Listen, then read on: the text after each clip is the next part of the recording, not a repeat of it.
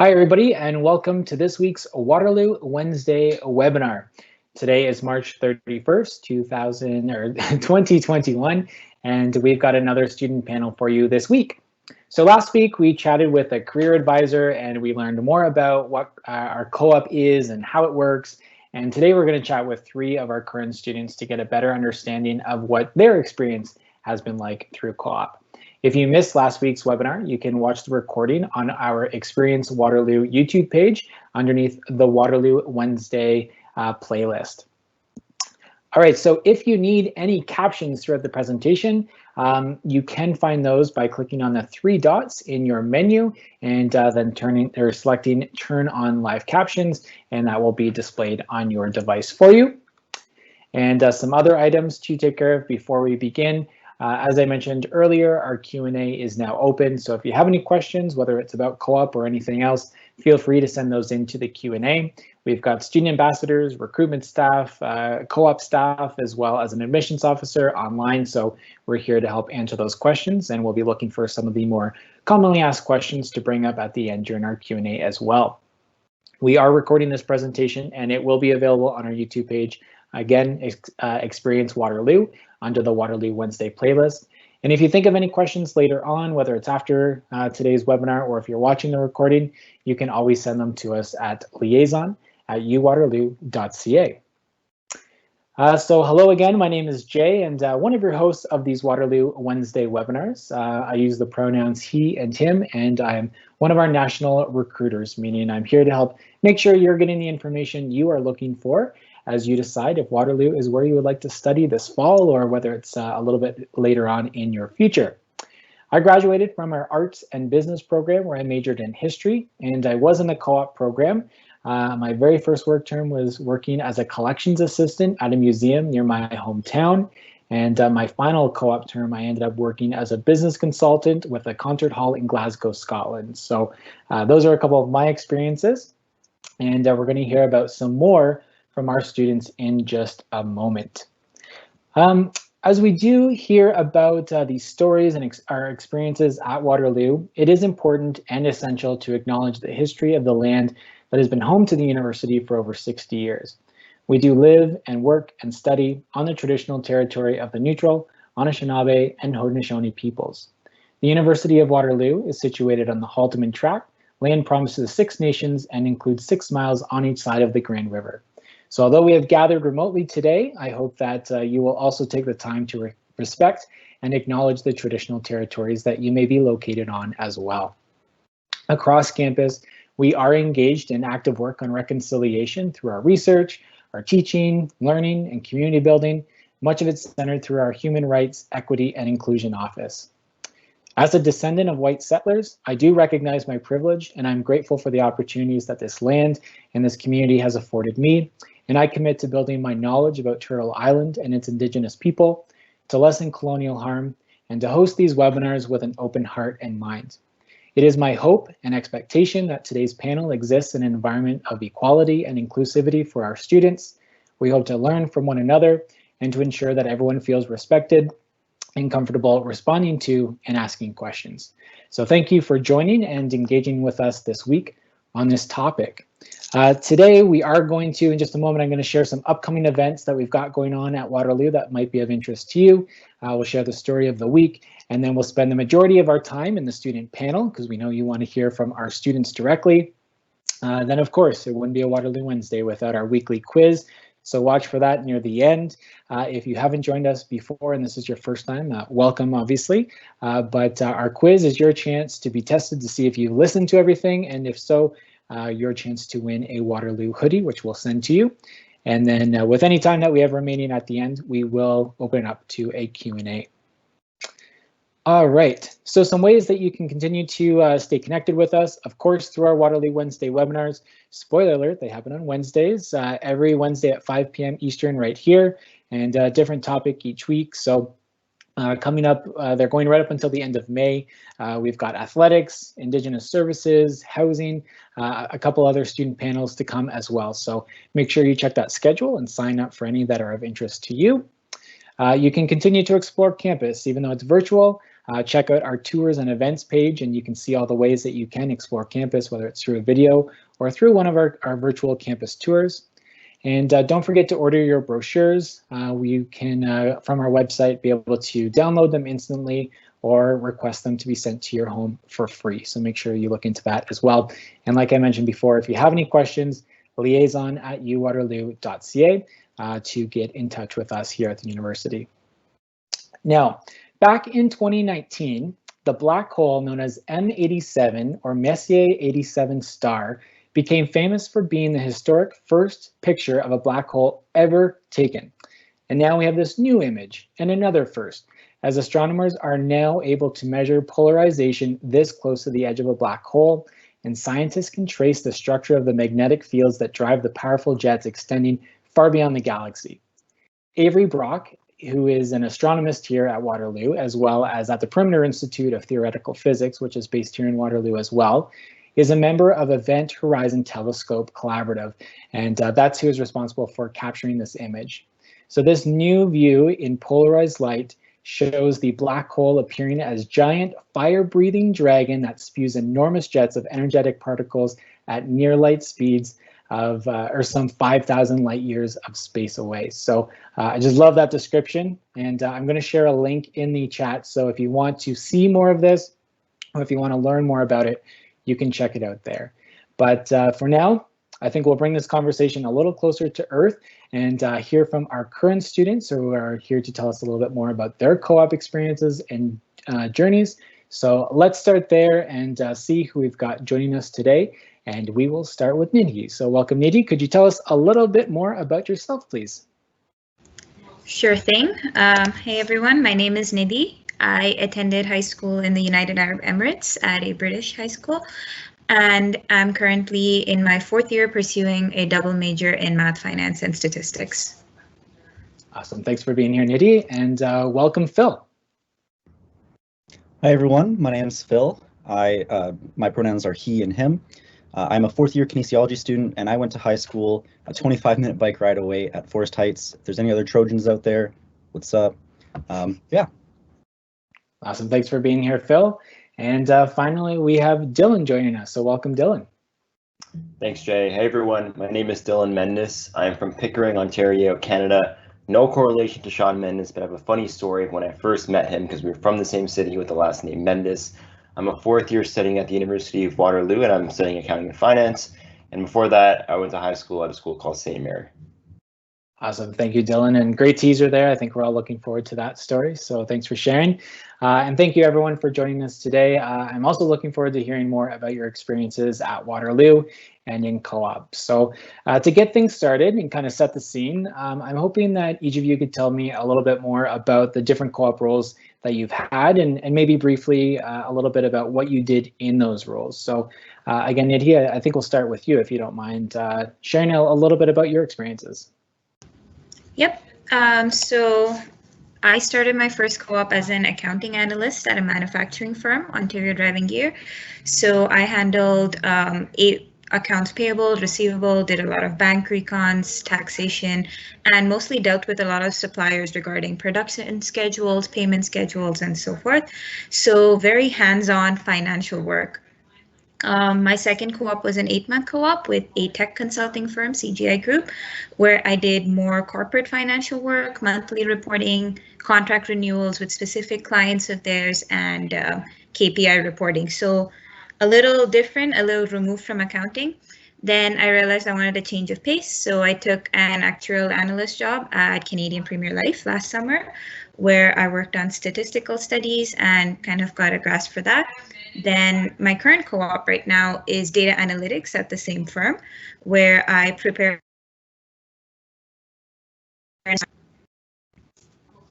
Perfect. Thank you, Nidhi. And Phil, if you want to let us know a little bit about some of your backgrounds. Of course. So my first co-op was doing marketing and recruitment at the Faculty of Health at UW. It wasn't necessarily what I thought I was going to be doing, but I had a great time, made a lot of connections, meeting a lot of prospective health students and telling them a little bit about what it's like to be a student at the University of Waterloo. I a fitness test administrator at a preventative healthcare clinic called MedPoint. They go really in depth in their health tests to give you a better idea of where you're at when it comes to health, because some people feel like they're not getting enough attention from their family doctor. So they come to this test. I was doing the fitness testing, handling all the data there, and then handing it over to the doctors. I was a TA for a second-year kin course for my third co-op, and I also did extracurricular programming with the Peel District School Board at Chinguacousy High School. So if anyone is from Chinguacousy High School, you might remember me, Mr. D. And my last one, I was a senior online learning assistant. I wasn't supposed to be that, but because of COVID, things went online. I helped the faculty of health transition all their courses online, and I managed a team of amazing students that were doing roughly the same thing. Awesome, thanks, Phil. And I know that you'll probably expand on some of that a little bit later on, so looking forward to hearing those. And Dillon, how about you? What have some of your most recent positions been? Yeah, my first couple of co-ops was at Deloitte in the risk advisory group. I worked mainly with the sustainability and social impact team. So we did two different things. One was evaluate the strategies, the sustainability strategies specifically for large organizations in different sectors like healthcare, pharma, automotive. And the other part of the job was focused on international donor organizations like the UN, UNICEF, etc., and evaluate their funding proposals. My second co-op, I worked at a tech startup called Darwin AI, which focuses on optimization and explainability of AI models, and I helped them out with growth and operations. That's a fancy way of saying enterprise sales and product and financial modeling. In my last co-op, I am going to be starting actually this summer at KPMG in their tech consulting group, focused on helping financial service organizations, so like the big five banks and fintech companies, incorporate tech into their business model. All right, awesome. And it's good to hear a bit of a range in there from all three of you. So again, looking forward to hearing more about your experiences, and that's what we'll be covering a lot today. Just a reminder to our audience, or just a note to our audience, that in just a moment the slides will disappear. So if you would like captions on your device, again, you can find those by clicking on the menu and then turning or selecting turn on live captions, and those will appear on your device. All right, so next thing that I wanted to do is we've obviously heard some pretty cool experiences from you, and I'm wondering if there is kind of anything, or what your expectations were before you came to the University of Waterloo, of what co-op was all about, and if those expectations were met, or if there's anything that you wish you knew before you had started, any experiences like that. And Phil, we'll start off with you. Yeah, of course. So when I went into the co-op program, I kind of had an idea of what I wanted to do. I thought I wanted to do physiotherapy. So I thought the co-op program was going to give me the opportunity to meet physiotherapists and kind of confirm what I thought I already knew about myself. And I thought I would just be able to easily get a physiotherapy job. When it comes to finding a job, it can be a little bit hard, and you should keep your doors open and look at different careers. So you shouldn't just be going to co-op just to confirm what you think you want to do. Be open-minded about other career opportunities, and my co-op working at a high school was my favorite, and now I'm going to teachers college. So try not to go in expecting to just confirm what you think you already know. Be open-minded and just make as many connections, talk to as many people as you can, because you learn so much more from the people that are there than necessarily like the job itself. Yeah, great tip, especially when you've got 4 to 6 different co-op terms. You might as well use them in different areas and find out what it is that really you're kind of drawn to in the role. Dillon, I saw you kind of nodding your head there. Did you have a similar experience, or what were your expectations before you came in, and then once you got here? Yeah, very, very similar. I think when I first got to Waterloo, my focus was very like linear, as opposed to looking at like the bigger picture. And I kind of realized, I wanted to work at like a big 4 organization in accounting, and that didn't even end up happening. I got another opportunity in an advisory role, and then I started to move on to other, co-ops and organizations. And what I've realized is that, at the end of the day, focusing on career, a strong analogy is like different jobs are like you going to a buffet. And if you only taste one aspect of the food, you're not getting your money's worth. And I think co-ops are a great opportunity to just taste and just try different things. And I'm not, a full-time employee yet, but from my understanding, if you were to leave a job every 4 months when you're full-time, people would think you're crazy. And like, what the heck are you doing? So this gives you a perfect opportunity to just try different things in different industries. And I think, you know, the one thing I realized about Waterloo Co-op is that it's off stream a lot of the times from a lot of other schools. So that helps when co-op positions might have limited spots available. For sure. Yeah. Thanks for that, Dylan. And a great analogy too, especially for 5 p.m. So hopefully I make it through without my stomach grumbling now after you mentioned buffets at supper time. Nidhi, I'm going to kind of ask you a similar question, but in a different way. Any advice that you would offer to students who are listening right now on what they can do to start preparing for co-op before they even get to university? Yeah, of course. So the first thing is, I just want to echo the same sentiment that everyone's sharing, is that you go with an open mind. Don't kind of go with this tunnel vision that you have from high school that, oh, I'm going to do this, and kind of end up in a certain place, because then you're only doing yourself a disservice by not seeing what's out there. You have no idea the scope and variety of jobs you could do or even enjoy. We just don't have that access in high school.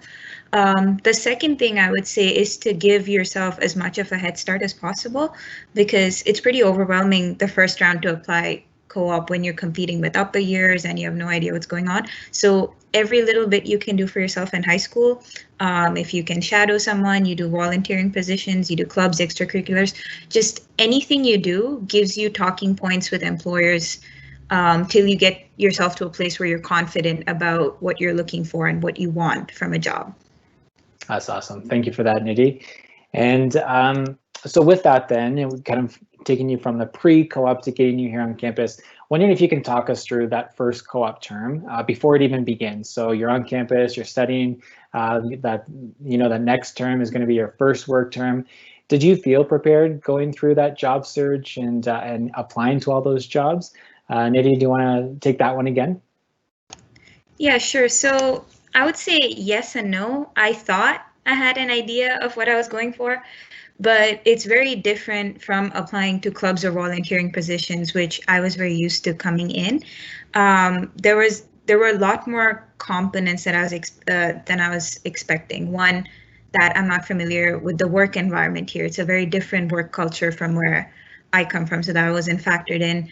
And the second thing is, like I mentioned, you're competing with students from other universities, students from upper years for the same kind of experience. And the third thing is, sometimes you don't know what you're looking for.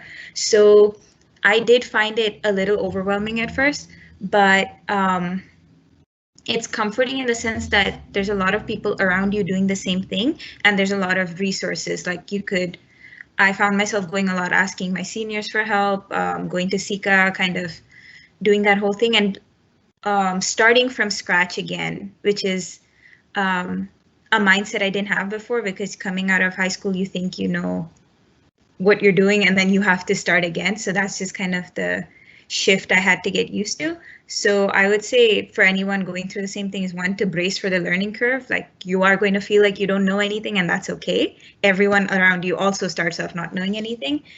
And the second thing is, you have to understand that it's a two-way process. You have to prove to the employer why you're worth investing in, and you have to see why they are worth your time as well. So that's kind of the mindset I would go for. That's awesome. I really like that. And sometimes our students, I think, can use that reminder that they're not just looking for a co-op job, but everybody else is. And so you have those supports from your peers around you and those who have already gone through it. But how do you make yourself stand out when an employer has multiple applications from Waterloo students? So thanks for that. And Phil, what about you? Did you have a similar experience when you were gearing out for that first work term, or what was that like on your end? Yeah, I wasn't prepared. I had a bunch of interviews in high school because I had multiple jobs. I was a timekeeper for hockey. I worked at a fast food joint. I worked at a ski hill. So I had a lot of experience with different jobs and different interviews, but those are the kind of interviews that I showed up with, like, you know, a nice pair of pants and just like khakis and a polo shirt. I wasn't, and then I come on campus and I see people in like full-blown suits. I did not feel prepared, or at least my sense of confidence was kind of a false sense of confidence, because I am like, yeah, I've been through so many interviews, but it is different. You can definitely take that experience that you have from the other interviews. There's still some applicable experience there, but I didn't feel that prepared. But luckily, there was a lot of people in my life that were able to help me out, and a lot of supports on campus. So even though I felt completely lost, and my resume was, fast food joint in Ski Hill, like I didn't feel like I had much on there. But going to all the supports, they really helped me out, and by the time I went into interviews, I felt a lot better than when I was just bombarded with like all this information at once. So it might be a lot at first, but you'll calm down and you'll feel more prepared once you get there. For sure. And again, as a reminder to anyone who didn't see last week's presentation with Paulina, she did a great job talking about some of the supports that exist, especially for our students as they prepare for that first co-op term. And yeah, sometimes it just takes, you've got to go through the process to get that confidence. So look where you all are now. So a good example. So Dillon, also last week, we heard about how the job process works. So from your end, what was that like? Like, are you applying to a lot of jobs every term? Are you going to a lot of interviews? Or what would you say students should expect when it comes to that kind of recruitment season or that job search part? Yeah, that's a great question. I think a student might hear, oh, Waterloo has a co-op program, I'm set, it's good to go. Unfortunately, that's not the case, right? I think it's a great opportunity to increase the opportunity to get an internship or a co-op, but because there's more opportunity might mean you have to do a little bit more work as well. And what I mean by that is, you have to sort of stand out and differentiate yourself from other individuals. And what that means is when you apply for these opportunities or these jobs, it's sort of a standardized set of things you might have to do. So for me, almost every term for recruiting, it was going to networking events that these companies hosted, learning more about the company, understanding, hey, like what I want to spend 4 months working here, or hey, how could I actually get an interview when there's 1,000 applicants? And it's meeting new people, and virtually it's going on LinkedIn and sending LinkedIn invites for 15-minute or 30-minute coffee chats just to learn more about their experiences. And then after that process, depending on what job you're interviewing for, it's prep for that job. So, very general advice, because we're all in different verticals, is one of the things that I realized is that mock interviews are crucial. And the reason they're crucial is because it has an element of practice of emulating a real life situation. So for example, one of the things that I do on the side is speaking. And I've realized my presentations are really good when I practice. When I don't practice, they're really bad. And it's just the same thing for an interview. So I would say it's a very structured process that requires a little bit of work. But once you understand the formula of how this process works, of going to events potentially online or in person, meeting new people, understanding what the job is like, and then prepping for an interview, I think it becomes a little bit easier once you understand that flow. That's awesome. And I think that's just general great advice for anybody going to university too. That's how you meet new people. That's how you discover more about yourself. And you do have to put yourself out there. Going to co-op is more work. You've got to, you can't take it for granted that you're going to have a job handed to you. So some great advice there, Dillon, on ways that you can gain a little bit of an edge and become a little bit more confident when you're going into those interviews. So thanks for that. Now, when we're on campus and in any other year, it's pretty easy for me as a staff member to see and know when it is interview season, because I'll see students who are really well dressed, walking to and from classes, and they're probably going to and from interviews in the Tatum Center as well, where a lot of interviews happen. So with that, I'm wondering if I can get some insight from you on what interview season is like. Are you nervous? Are they usually done in person? And Phil, I know you mentioned this, but yeah, what do you wear when you go to an interview? So Phil, I'll put it back to you to start off. Yeah, interview season is a little different. With the whole nervousness thing, it really kind of depends what kind of person you are. I know I'm a little bit of a nervous person, so even if I know I'm super prepared for an interview, if I did mock interviews, like the ones that are offered at Waterloo, I did some with my friends. If I do it with like my dog, just like if I've practiced it so many times, I still get nervous. So unfortunately, sometimes it's just the way it is. When it comes to getting dressed, you will see people in like very nice suits or very nice like dresses or whatever. While it's nice, like you don't need to spend a whole lot of money on these interview clothes. If you are like for guys that want to wear suits or anyone who wants to wear suits, instead of like buying a bunch of different suits, what I did is I bought one suit and then a bunch of different shirts and ties that I could like mix and match, because if I have interviews for 4 days straight, I don't want to be wearing the exact same suit, shirt, and tie. So I keep the same suit so I don't have to buy that much, but then I'll switch it up just to keep it different and make sure that my clothes don't start to smell or anything. So yeah. Yeah, good tip. And that is another area that we do cover with our students before you go on your first work term. And we have some what to wear and some wardrobe tips as well. So good tip there, Phil. Nidhi, what about you? When you're getting ready for these interviews, what's going through your mind? Yeah, so they're definitely nerve-wracking every time. Like I thought they would get easier as the time goes by, but because every time you're trying to experience something different or you're applying to different jobs or anything can happen anytime, it doesn't get old. And it's the same thing. You can practice a lot, but depending on the format of the interviews, you never know what to expect. I've had in-person interviews where they suddenly get technical. I've had video interviews that change to phone due to poor internet connection, or suddenly get like kind of a pop quiz on the phone. So it's just, there's a lot of variables. The thing is to go in with no expectation for how the interview should go, because as soon as you go in with that set expectation and it doesn't go as per plan, you're going to get thrown off. So the main thing I usually tell people is to just do the best you can to prepare, and then just go in expecting anything. Aside from that, what to wear, I just honestly think it's what makes you feel confident and comfortable while being presentable. If skirts are your thing, do skirts. If it's pantsuits, do that. I personally keep a mix depending on what I'm feeling that day.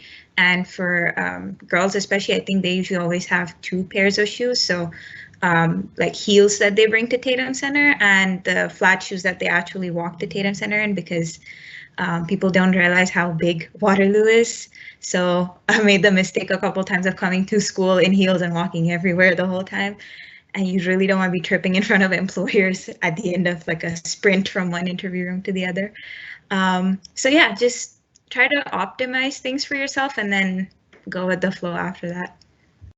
And even on that note, Nidhi, like those are some of the things that just co-op is beneficial for. That it might seem silly about what to wear or bringing 2 pairs of shoes to campus with you that day, but if you learn that in your first co-op term, just imagine how much more prepared you're going to be when you're going for your final co-op term, or even once you graduate now and you're looking to secure full-time employment. So these are the benefits that you are gaining from co-op that are sometimes maybe a little bit more underrated.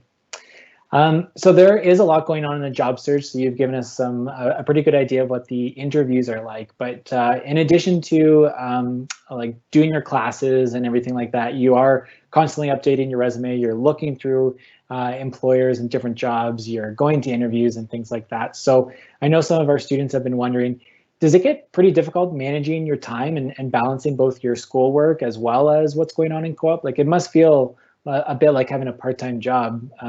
Is that kind of what you've experienced, Phil? Yeah, that's definitely something that I've experienced. Co-op, it's not the easiest thing in the world, but at the same time, the real world isn't easy, so it really does prepare you.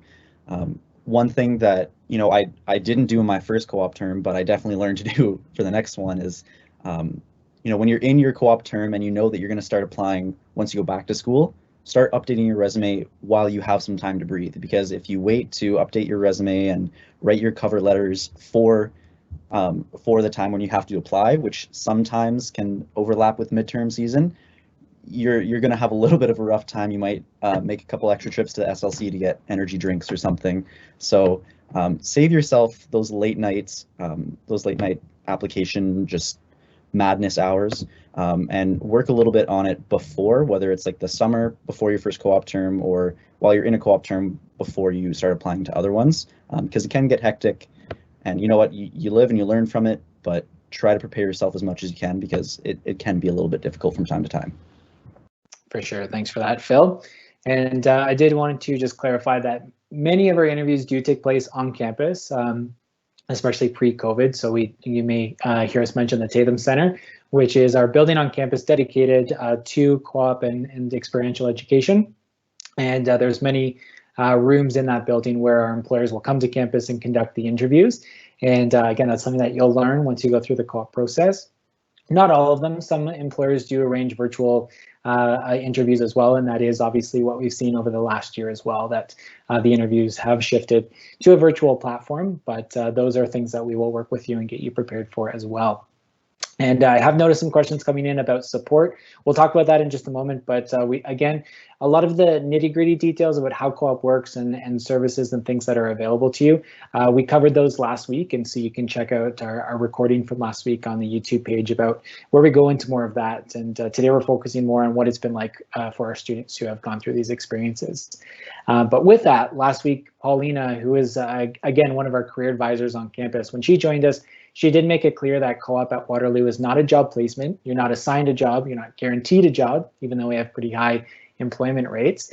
And we've talked about what goes into the job search. But for our future students, could you let us know, is it easy? Did you encounter any challenges securing employment that you're willing to share with us? And Dillon, we'll start with you. Yeah, for sure. Very, very recently, I had a challenge securing my summer internship. And I think a lot of people might have a mindset that, oh, it's COVID, like no way you're finding another job, go back to your old employer. And I'm a big believer that if you look for something, you'll probably find it. And if you look for those excuses or look for that type of mindset, you probably find it as well. And I just sort of tried to flip it and always said to myself, hey, people hire not the best people, but the best people for the job, depending upon how the business is doing. And certain businesses were thriving during COVID and are still thriving. So I made it my objective. I said, look, I want to find a company that is thriving, that I know is just hiring co-ops. And if I can just have that opportunity, I know if I can work and network and do what I know how to do, I'll be able to find a co-op. And it was challenging. It was a lot more challenging than previous co-ops. I did maybe 3 times more interviews, and it was for a summer internship. So I was competing against students from other schools, from the US, from Queens, from Ivy, for certain opportunities. And it was very tough. And I think one of the things that helped me was going into it, I sort of knew it was going to be difficult. And just piggybacking off of Philip's point, it really helps to be prepared before. Right? As an upper year student, you have more challenging courses as opposed to when you were in first year. So I knew I was going to have these challenging accounting and finance courses. So I made it a point to, focus on what I could control, which is prepping the resume, prepping the cover letters beforehand, networking beforehand. One of the most important things about interviewing that we'll all have to do is communicate. And I love this analogy that it doesn't matter if you're this intelligent. If you can only communicate at this level, people don't perceive your intelligence at this level, they perceive it at this. And that's one thing that you can do right now to start getting ahead of the game of when those challenges might occur or come up during co-op or the job search. You already have a strong foundation and you don't have to prep or catch up as much as other individuals. Yeah, I really like that, Dillon, especially 2 bits that I take from that are, one is not just about what your skills are, but how are you selling yourself? How do you demonstrate those skills? How do you talk about them? And making sure you take the time to look into the employers and the companies that you're applying to. What are they actually looking for, and how can you fit that? So thank you for that advice. And Nidhi, I think you've maybe got some things to add to that as well. Yeah, for sure.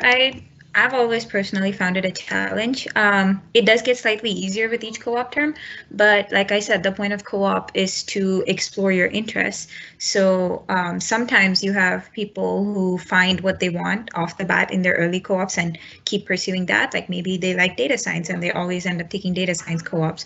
But my personal experience has been that I try co-op, realize there are parts of it I liked and parts of it I didn't like. I was like, okay, I want to switch to a new field. So every time I apply for co-op, it's for a different type of job that I don't have previous experience in. So that's where the challenge of it comes in, and that's where it's key, to be prepared and to sell yourself effectively, as we were talking about, not going in with the mindset of, oh, why would they pick me for this job when there are people who have been doing it for much longer? More, oh, I come from a different field and I can offer a fresh perspective to this new job, so I'm going to do that. So a couple of things I would say is not to discount yourself, which is very easy to do. kind of put a positive spin on what you're doing. If you've been doing the same thing for a while, you have in-depth experience. If you're doing something new, you have broader experience. You always have something to bring to the table. And I guess the last thing I would say is not to put too much emphasis on the rounds of co-op, because I feel like, especially earlier on, students put a lot of pressure on themselves to land a job as early as possible and kind of see their worth going down as it takes longer to get the job. But sometimes it's just some employers prefer employing closer to the job cycle. They don't want to spend 2 months recruiting someone. Sometimes the right job isn't out there, or sometimes you just suddenly find something you're like, oh, I didn't know this existed. I'm going to go do this now. So kind of keeping a cool head through the whole thing is what I would say is the best.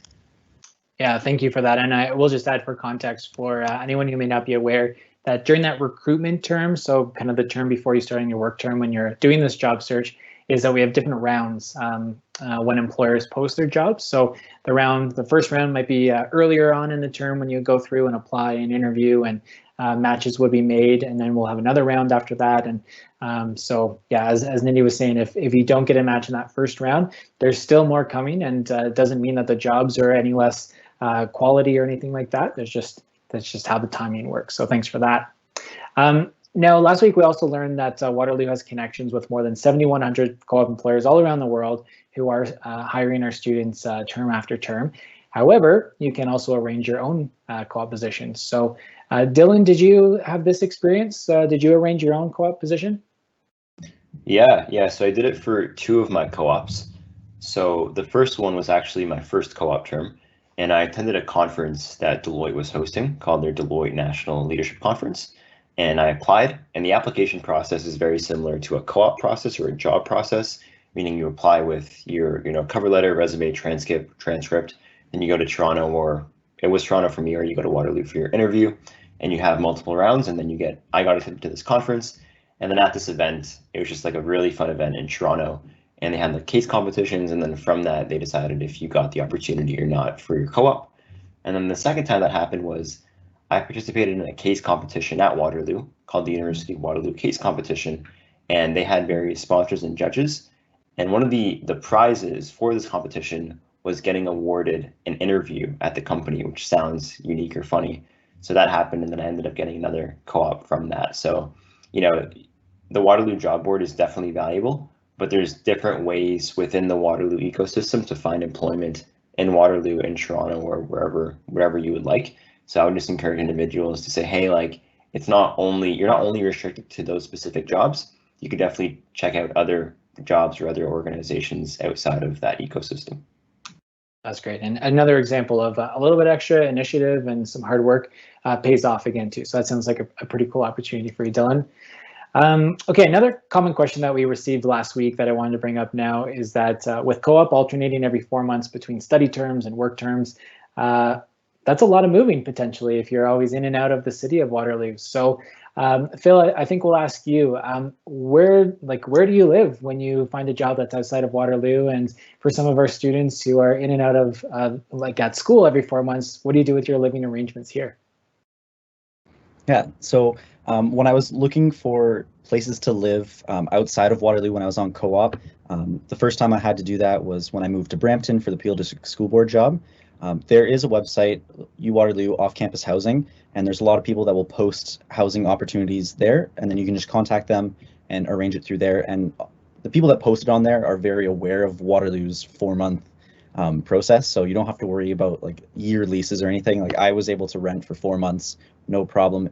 When I was in Brampton, when I went to London, there weren't as many off-campus housing opportunities on that website, but London's there. Like Western's in London, so I went on Facebook. I joined the Western Off-Campus Housing Facebook group or whatever, and it was people were fighting to get me to sublet their place for the summer. So that was really easy. And then when it comes to like when you're at Waterloo, I kind of see like two types of people. There's the people that will bounce around from sublet to sublet. So when they come back to Waterloo, they'll arrange a 4-month sublet from someone, and then there's people who lease for a full year, and then the terms that they're not here, they'll get someone to sublet their room for the 4 months or whatever. So those are the two main two main routes that people go down, but there's still opportunities with on-campus residences. They're very flexible with like the 4-month work terms and all that, so you can definitely get an easy contract with the Waterloo residences because there are some spots for up-year students. So there's definitely a bunch of different options for living. I was lucky enough that I never had to, it was pretty easy for me to find things, and I was never worrying about not having a place to live. So yeah, definitely check out all the supports, and you should have no problem finding a place. And yeah, it's a pretty good hack to look into some other schools, housing groups if you're going to be in those cities. So thanks for that one. And also a reminder, about 70% of Waterloo students are enrolled in co-op. So that's about 23,000 students who are, I mean, not all at the same term, but when you're going off on a co-op term, they're coming back to a study term and vice versa. And you can also connect with those students who might be in a city or a town where you're getting a future job. So we've got those systems set up so you can learn from each other that way as well. Phil, going to come back to you again with another question that we're getting quite a bit and that we did talk about last week around supports and programming that's available from our Center for Career Action on campus out of the Tatum Center. Did you use any of the supports that we maybe talked about last week, and did you find them helpful at all? Oh, I used them every single term that I was looking for a co-op. I know I got better as the terms went on, and I had more experience writing cover letters and resumes, but it's always nice to have, a fresh pair of eyes look over a resume or whatever. So I've gone with, like a basic cover letter, a basic resume that I haven't like tailored to a specific job, and they'll like help me out. And I'll do that earlier on in the term so that, I have a good base to work off of. And then if there's a job that I really want, I'll go in with the job posting and the resume, and they'll help me like specifically tailor it. Specifically tailored to the job, and they're very helpful with that. There was a term where I was having a hard time finding a job, so I was looking at arranging my own, and they were very helpful. They gave me all these different resources, different ways to market yourself to people that may have never even thought of the co-op program. And there's things outlining like the different grants or whatever they get, like the benefits of having a co-op student, so that you're not just, if you are just emailing a company that you don't have a connection to, they're not just going to dismiss you. They'll be like, oh, I can save money, or there's these perks for hiring co-op. So they're always there to help. Even if you have a random question, like I don't know what I want to do, like what job should I even look for, they'll help you like kind of look at your strengths and see like what areas you should try out and do all that. That's great, and they've got lots of everything from Myers-Briggs to kind of a skills inventory that they can do with you too. So I've used them even as a graduate. I've gone in and used some of the services there. So again, make sure you're using your resources. It can be a competitive process for looking for jobs. So anything you can do to give yourself a leg up is definitely worth it. Now, Nidhi and Phil, correct me if I'm wrong here, but I think I did see that both of you have done an 8-month co-op term, which is available for some of our programs. Was that part of your original schedule, or how did that happen, and what was it like? And Nidhi, we'll start with you. Sure. So it definitely wasn't part of my original schedule. I didn't even realize the position was 8 months till I got the interview invitation, and I reread the job description and had it somewhere in fine print. I was like, oh God. But because you're in math, it's pretty, at least for me, it was pretty, as long as you have a valid reason, a job offer is pretty easy to switch your terms up. So when I did go for the interview, I was curious enough about the job and just took it on a whim. I definitely don't regret it. I think both 4-month and 8-month co-ops have different advantages. 4-month co-ops obviously allow you to try different jobs and give you the flavor of each, and you can try more things. But 8-month co-ops give you the time that you need to actually connect with your team and be an asset to the team. I've kind of noticed that it takes about 2 to 3 months to actually become proficient at a new place and kind of understand the workings and the structure of the place. So if you see that in terms of a 4-month co-op term, that's almost the end of it. So it's more the company investing in you. But when it's in an 8-month co-op term, you start to give back in the second half. So you start to get more variety in your work. Like personally at CGI, at the second half of the term, I started to get more projects that weren't in my job description, just because I was so comfortable with my existing work that they felt that they could trust me enough with the time and the scope of the projects and let me do that, which wouldn't have been possible with just a 4-month co-op. Another thing I liked was that it was very different from having to move every 4 months. I was very settled in the city that I moved to. So I moved to Markham for those 8 months. So essentially I lived most of that year in Markham by myself, kind of doing my own thing, going to work, exploring Toronto, the city, everything. And it just felt like a glimpse of what my life would look like after graduation. And that felt a lot more settled than a 4-month term. So if people want to try it, it's 100% something great to try out. That's great. And students can always chat with their co-op advisors about that too. Phil, what about you and your 8-month co-op term? So my 8-month co-op term was a little bit of a wild ride because of COVID. So when I was going into my last job search, I had the mentality of, if I can find a job that I think I would like, I'm very open to an 8-month, and then also I don't have to apply again. But I also still wasn't sure what I wanted to do, so I was open to doing 2 4 months back to back. But I ended up landing an 8-month co-op job with the university, and I was TAing and doing student supports in the residences, which is something that I wanted to do because I'm going to teachers college. So that was great. And once COVID hit, my employers were great. They since there weren't a lot of people were leaving residence and there weren't in-person classes, they didn't really have a job for me. But since they saw my potential through the 4 months and I had a contract, they were able to kind of move me around and find another position for me.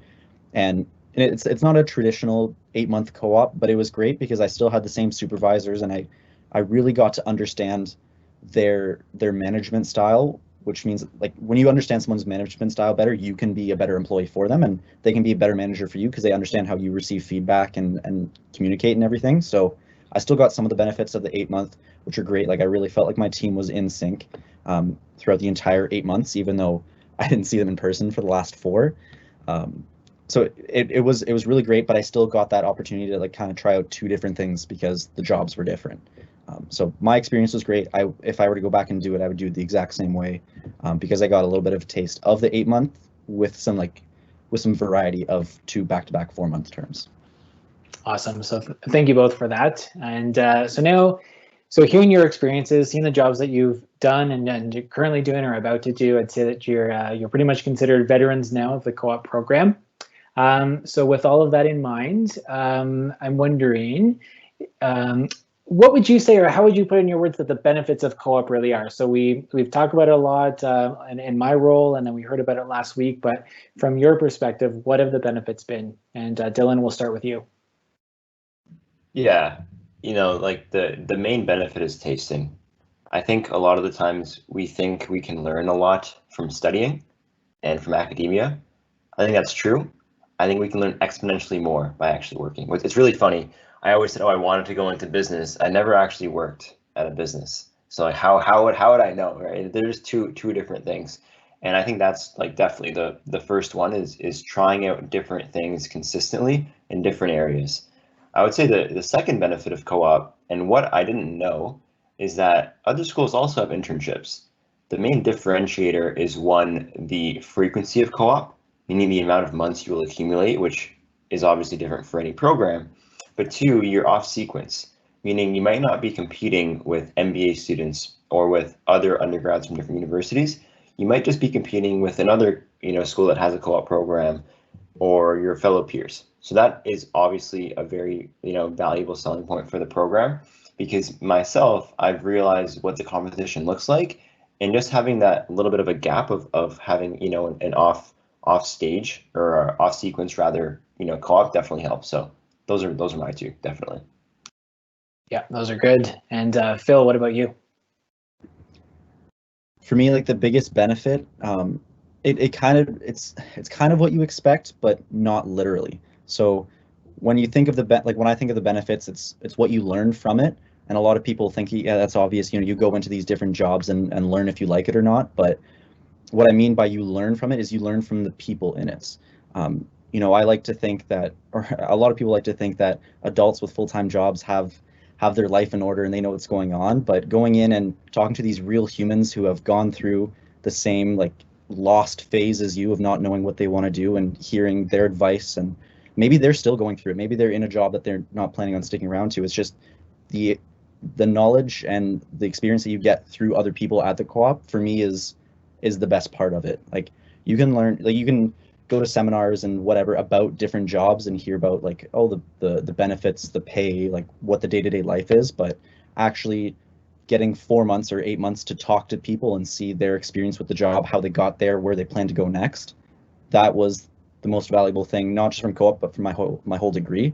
I learned more from the people on co-op than I did in most of my classes. My classes are amazing and I love them and I have learned a lot, but the knowledge that I got from these people at co-op, you don't pay for tuition for. It's free, but it's the most valuable knowledge that I've received during my degree so far. That's great. It's definitely that combination of the work experience and the studies all together. It's really setting you up too. And finally, Nidhi. Yeah, I'd say co-op really helps you understand what you actually want, because I think we come in to university with a lot of notions and ideas of what we think we want, and then realize on the job that this isn't what we signed up for, or this isn't what we thought it was.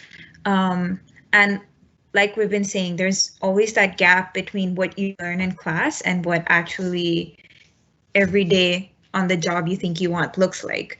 So I feel like without that experience, it would have been supremely intimidating to do 4 years of university thinking this is what I want, this is what I want, and then go straight into the workforce and realize, oh, I didn't realize it was going to be like this. So just really exploring different things and being like, oh, I didn't expect to like this, but I do.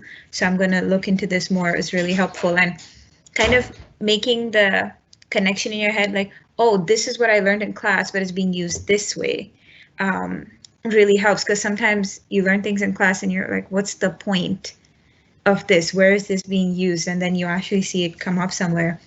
It actually motivates you to study more.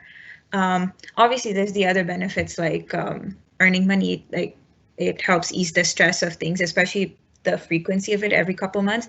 You work 4 months and then use it for your living expenses the next 4 months. It's just easier. There's a lot of personal development that I don't think would have come without co-op. I just think that whole aspect of a little more independence is what has fueled a lot more personal growth compared to having done without. Great, thank you. 3. So we are getting closer to 6 o'clock, and I have a few questions left. So to make sure we have time for the quiz, we're going to do kind of a lightning round with these next few questions, and I'll have one for each of you, and then a final question for you all. So Dillon, I'm going to give you this next question. An initial hesitation from some students when they hear about co-op and that it could add up to a year to your studies.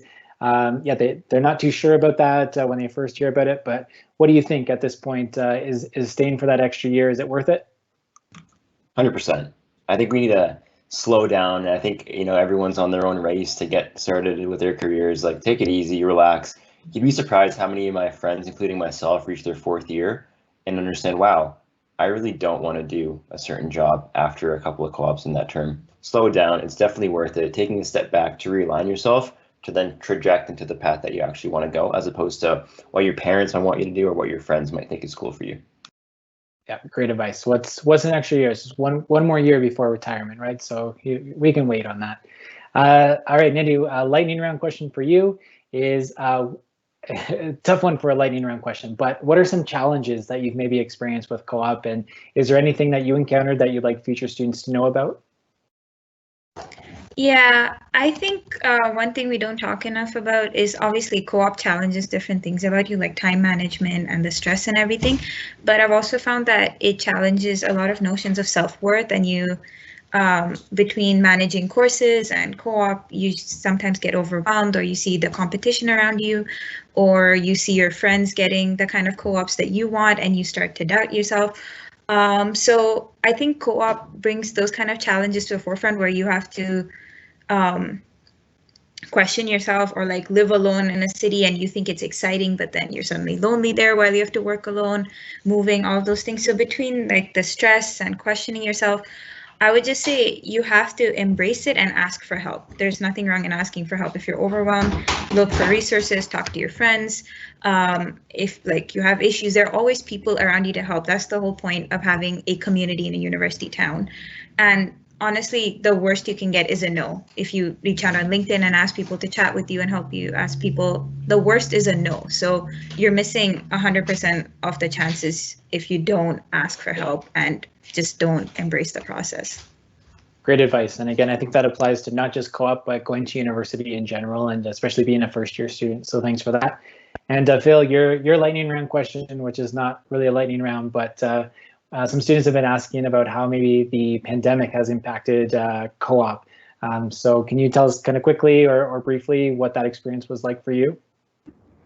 Yeah, for me, I've kind of touched on a little bit about how, you know, it is really different. When I went online, it was, even though you kind of understand your supervisor's like communication or management style, it changes. You know, you can't just pop down to your office and like ask you a question. So it definitely challenges you to, you know, be resourceful, like learning new programs like Microsoft Teams. Like I got proficient at it through my co-op, and just reaching out for help, not being hard on yourself. And I know I just said about going back to it, reaching out for help. There's a lot of people out there that want the best for you. The people at the Career Action, the Center for Career Action, they want the best for you. So if you're having I had a few friends having a hard time finding a job, but there was a lot of things that they did to help people. Like there were government grants and all these things. So they kind of compiled it and tried to help you make a good case for why people should hire co-op students during the pandemic. So even if you think it's hard and you're alone because you're stuck in your room all alone, there's so many people out there wanting to help out. So take a second, relax, and just reach out, be resourceful. All right, thanks, Phil. And just a reminder to our audience that if you didn't see last week's webinar, definitely check out that, because we do talk a little bit more about the pandemic and how Waterloo navigated through that. So do recommend that. It's on our YouTube channel. Okay, last question for all of you. It's a two-parter. So the first question is, I'm wondering if you've had any aha moments on a co-op term, or you feel that co-op has really influenced your future career path. And along with that is, do you have any advice for any of our students who are listening, who are considering Waterloo and are considering co-op? And Dillon, we will start with you. Yeah, I would just say, I'm assuming a lot of the people who are tuning in are maybe keeners or who are like very concerned about co-op and whatnot. I would just say, you know, slow down and, you know, take a step to really reflect after you accomplish something, or after you make a decision to go after a certain path. I feel like a lot of the times we rush into certain decisions, especially when it comes to our career, due to societal pressures, family pressures, and peer pressures. So just take a step back and really think about what you want to do. And the only way you're going to find that out is just through trying out different things. And Nidhi, what about you? I would honestly echo the same sentiment. I felt like each of my co-ops keep narrowing down the scope of things I actually like. Like a lot of people use co-op to find things they like. I've found that co-op has been like elimination, where like, okay, I guess I don't like this as much as I do. I'm going to try this thing. A lot of trial and error. So what the aha thing I've had is that you really need to understand what motivates you personally, rather than what you think looks great on a resume or what you think other people think is cool. So kind of understanding what truly drives you at work. And Phil, final thoughts? So I actually do have a pretty good aha moment of kind of when I realized that teaching was something that I wanted to do. I was working at the high school in Brampton, and at the end of the term, I had a student named Gerline come up to me, and she said, "Mr. D, I've never enjoyed phys ed class, and this is the first time that I've ever looked forward to coming to class." And the reason was because I listened, I try to make people happy, which is what I want out of a career. And I got her, I made her try new things, and she ended up falling in love with badminton, and now she has a hobby for life that will keep her active. So for me, that was kind of like the aha moment, where I'm just like, thank you, co-op, for bringing me this opportunity, because that validation that I really impact someone's life is really kind of what set me down the path of like, yes, I want to go into teaching. And that being said, with my piece of advice, even though we've said a lot of great things about co-op and that aha moment I just mentioned, you know, I wouldn't have got it without co-op. I don't want anyone to think that co-ops, like not getting into co-op or not getting a job is the end of the world. There are so many other ways to get involved and try out different careers. Waterloo is a very heavy co-op school, but it's not the only great thing about Waterloo. So get involved. I was offered a job because I gave a tour to someone who handed me her business card and said, I would love to like you to come work for me in BC in this research lab. So you don't need to be in co-op to get these job opportunities. Just be outgoing, try new things, and I promise that you'll get life experience and you'll get the chance to kind of try out new things and figure out what you want to do. That's great, and an awesome summary of benefits of co-op there too, Phil. Thanks for sharing that. So we are at the hour, so I apologize to anyone that we're still going, but these have been some great conversation and great insights from our students. And to be honest, we make the rules. This is our webinar, so I think we're going to extend it just a little bit, but also so we can do the quiz. But before we get there, I've got one thing I would like to share. Earlier, I did mention our Beyond Ideas blog that has a lot of really great information for you, and many of it is written by our current students for high school students. And one of our really relevant articles on there right now is tips on how to build a resume before you even get to university. So I do encourage you to check that out, and I will share the link here as well in the chat. But now it is time for our quiz. So just a reminder, or if it is your first time joining us for the quiz, here's how it works. On the next slide, I am going to share 3 questions. And what we're going to be looking for is the first 2 people to respond with the correct answers along with their email. We're going to send them a Waterloo Warriors hoodie. But make sure you do send all of your responses together in one message. So if you want to start by typing your email now, that's great. It's going to give you a head start, but don't hit enter. Don't hit enter until you've got all of your answers together in one, because we can't keep track of them all together, or when they're not when they don't come in together. So again, have the 3 correct answers along with your email all together, and you could win a hoodie. So here are the questions. Number 1, name an employer that any of our panelists work with. So it could be any of the employers that you heard mentioned. So whether that was maybe a financial or a consulting company, maybe an educational institution, artificial intelligence, anything that you may have heard one of our co-op students have worked with. Second question is, what is one piece of advice that you heard today that you can use to start preparing for co-op? So all kinds was shared throughout our webinar. So anything that you heard that you definitely have made note of that you're going to keep in mind as you work towards Waterloo Co-op. And finally, I hope this one isn't too much of a stretch, but which academic program is represented by these emojis? And if you can see there, we've got, looks like a bit of a cityscape there. Maybe some houses or community. Maybe there was some thought put into where they were located, perhaps. Again, I think this one might be a bit of a stretch. So there's 2 programs I would accept for this one. So I will watch for our team to let me know who the winners are. But really quickly, here are the answers. So when it comes to naming an employer, we would have accepted Ontario Driving Gear, CGI Group, Canadian Premier Life, the University of Waterloo, or the Faculty of Health or Kinesiology Department. We've had Peel District School Board and a high school there, a healthcare clinic, Deloitte, Darwin AI, or KPMG were some of the options we would have accepted there. What's one piece of advice you heard to start preparing for co-op? There's all kinds. So we're already over time, so I won't go into too much, but there was like taking a step back and relaxing, or not relaxing, but kind of reflecting on where you want to go, not having to have it all figured out right away, connecting with your peers and your support group. So all kinds of advice that we shared today. And finally, which academic program is represented by these emojis? We would have accepted either planning or architecture. And again, my apologies, maybe a bit of a stretch there, but I know some of you may have got that one. So it looks like we've got Cahill as one, and David, I believe, is our other winner. So congratulations to you two. We will reach out with more information on how you can claim your prize, and thanks for everyone for participating in that one. So again, overtime, I know that, but I don't want to end just yet because we do have a few questions to take care of and a couple more that came in that I want to address. So the first one I'm going to put to all 3 of you, but if you can answer kind of quickly.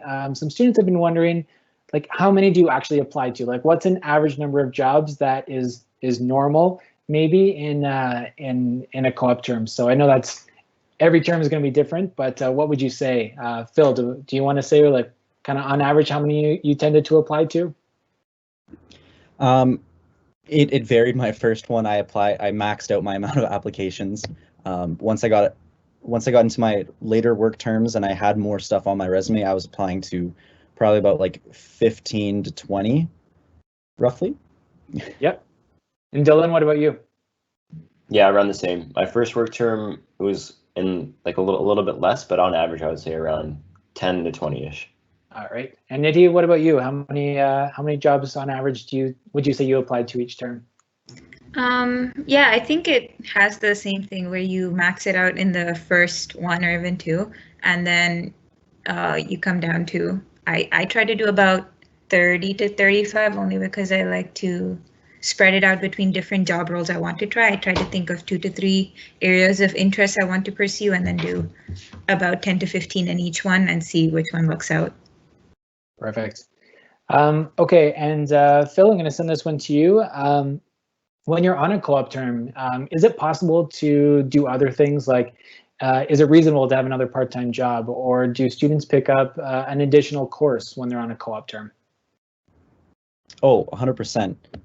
I had a friend that graduated a term early because she took courses every co-op term and was able to finish a term early. Part-time jobs, depends where you're going. If you're close to home, it's easy. As a student ambassador, it's been easy to keep my part-time job before, and then even when it comes to like during my co-op term, there's events that I can help out with outside of my full-time hours. So if you got a good job that is flexible, awesome. There's a ton of ones on campus that are flexible, so there's a lot of opportunities to stay involved, take courses, and get a job. Awesome, thank you. And Nidhi, what about the students wondering, when I said that students alternate between school terms and work terms, they're kind of like, wait, when do I have time off, or when do I have vacation? So what would you say to those students who just hear that it's either you're always working or you're always doing school? Is that the case? It's definitely challenging because if you don't take terms off, you're definitely alternating for all 12 months of the year, but you do get that gap of between 1 to 3 weeks, depending on how you do your employment dates or how you choose to start your study dates between terms. So I've usually had either 1 week between terms if I started my job really early to get paid faster, or I've had up to 3 weeks if I was like, okay, I discuss with the employer and I start later. So I usually try to use that time to fly home. It gets a little challenging, but it's definitely doable. So again, it's like a lot of things in Waterloo, challenging but doable. So I wouldn't say there's no breaks. It's just an adjustment to the 4 months of summer that we're used to every year. And a question for whoever can answer it, just to clarify, because I actually don't know this one, but I think Phil and Nidhi, you had mentioned you maxed out the number of jobs you applied to. What is that number? What is the maximum number you can apply to? Do you know, Phil, do you want to take that one? Yeah. In the first round, I know you talked about different rounds. The first round, it's 50, and then after that, it's some enormous number like 200 or something like that. So unless you're a keener, you're not gonna max out your applications in the second round, so you should be good. Perfect, thanks. And I think that's where you start to use your experience from previous co-op terms to really start to be strategic on where you're applying to. Okay, so Dillon, I'm gonna do one last question, and it's to you. Do you want to share with us your Shawn Mendes story? Jay, I thought you never asked. Okay, SparkNote version. Here we go, ladies and gentlemen. Okay, so we're both in the city of Pickering, and I work out at Good Life, or used to work out at Good Life, and I was in like grade 8 or 9, so quite a while ago. And it was when Shawn was just becoming famous. So Shawn didn't get famous on TikTok, he got famous on Vine, very similar to TikTok. And he would record these like 6-second videos of him singing. He would get thousands of views, and his fans were so obsessed with Shawn that they would take a 50-50 shot to try to call him. And what I mean by that is they would go into a phone book when they still existed, go to the city of Pickering, look at the last name Mendes. There were 2 households with the last name Mendes, mine and Shawn's. I don't know if you remember this, but only your parents' names or your guardians, whoever owns the house, their names are in the phone book. And they would take a 50-50 shot and call both households.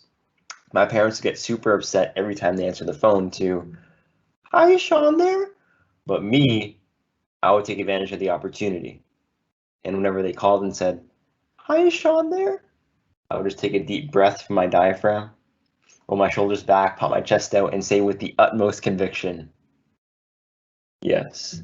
Yes, this is Sean Nett." It's been a full-on 10-minute conversation about my singing career, about the songs that I was releasing, about the tours that I was going on.